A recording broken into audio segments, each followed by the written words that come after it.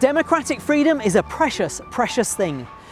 We stand at a crossroads in history where we are either going to preserve and protect it or surrender it on a plate. Now you may think I'm being melodramatic here and ask, but isn't the EU already a democracy? And even with its problems, I mean, how is it really any different to our own government? Well, let's take a closer look. But first, let's be honest with ourselves about some things that we can all agree on. Number one, we need some form of government, right?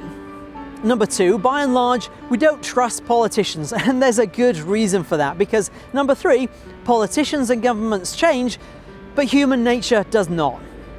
That means whatever government structure we have needs to keep our leaders on a strong, tight leash in order to protect the very best of us from the very worst of us. Democracy does have its downsides, but generally speaking, democratic governments have a history of preventing any one man from gaining full and total control over a nation's economic, industrial, agricultural, and military resources. Remember that last one, military resources, we'll come back to that. But why does democracy protect us from ourselves? Well, roughly translated, democracy means people power, and that's important.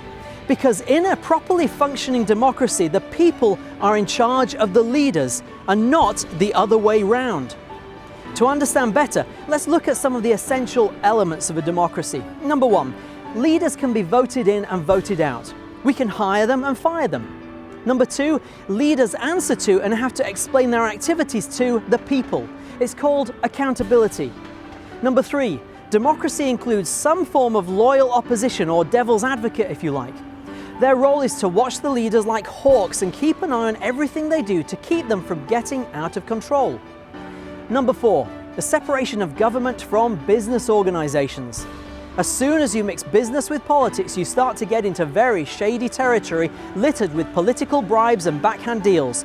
Politicians are easily manipulated into implementing policies, rules and regulations that are good for the cash-rich businesses, but not necessarily for the people. So what about the EU?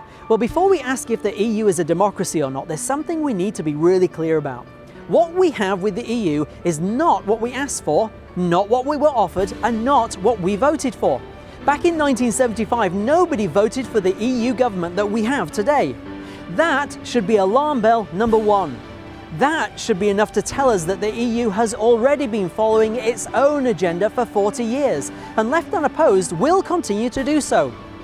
We did not create it. We did not steer it. We have virtually no control over it. And though our economic contributions are significant, our steering influence is minimal.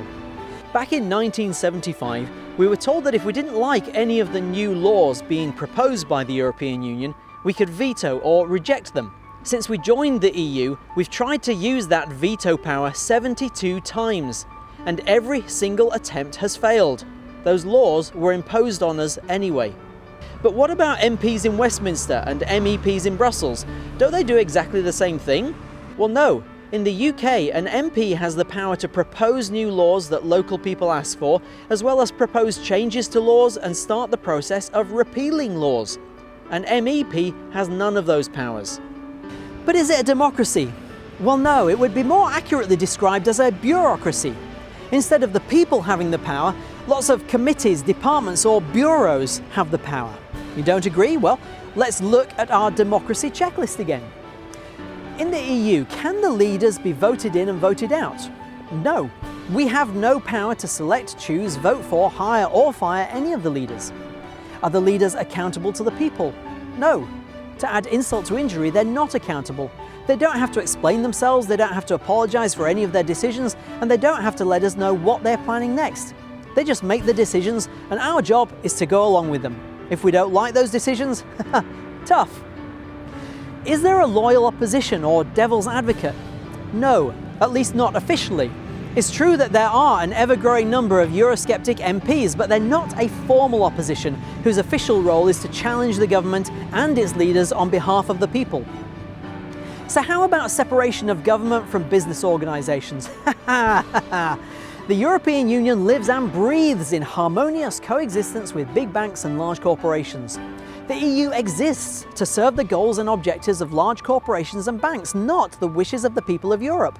These mega-rich corporations spend huge amounts of time, money and effort whining, dining and lobbying the handful of real decision-making leaders in the EU to get the decisions and outcomes that are in their best interests and not ours. The EU political structure isn't just wide open for abuse of money and power, it was custom made for it.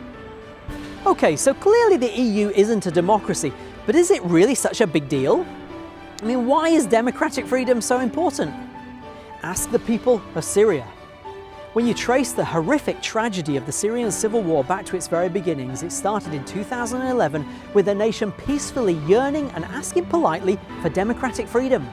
Before long, government forces opened fire on the protesters, and they were literally dying in their quest for democracy. Surely, if there is one lesson we should all learn from the Syrian tragedy, it's this. We need to protect our democratic freedom like the priceless treasure that it is. Now, democracy is far from perfect, and again, it protects us from the creation of supervillains. You see, where power is available, there will always be people who will want that power for themselves. And without the strong anchor of democracy in place, there will always be people who manipulate their way to the top until they have all the power they can get. And once they have it, they don't let it go without a fight. They rise to power most often by taking control of the army, and then they take control of the government, the nation, and its resources. Hang on, wait. Army? But the EU doesn't have an army, right? Well, not yet, but it is a part of the EU plans, and those plans are far more developed than any of us realise. I wouldn't be so worried if the EU was a properly functioning democracy that was maintaining cooperation and peace between European nations by common consent of the people, but the EU is not. It is wide open to abuse. At the moment, that abuse is economic and bureaucratic, but soon it will be open to the abuse of military power. And that should terrify all of us. If you create a government structure that is easy to abuse, history has shown us over and over that it's only a matter of time until some power-hungry, opportunist, cunning, devious dictator in the making slips and slimes his way into the military driving seat, and then another evil supervillain arrives on the world stage with the plans, motivation, and ability to create havoc, destroy nations, and slaughter millions. The problem is not what the EU is today. The problem is what the EU has all the ingredients and intention of becoming unless we fight to stop it now. Let me say again, democratic freedom is a precious, precious thing. We stand at a crossroads where we're either going to preserve and protect it or surrender it on a plate. It does not, cannot, and will not protect itself. From the dawn of man, every generation, it seems, has needed to fight for, protect, or preserve freedom. This is our time. Ours is both the privilege and the responsibility to do all we can to protect and preserve it. And the best thing of all is we can do it without spears or swords, bullets or bombs.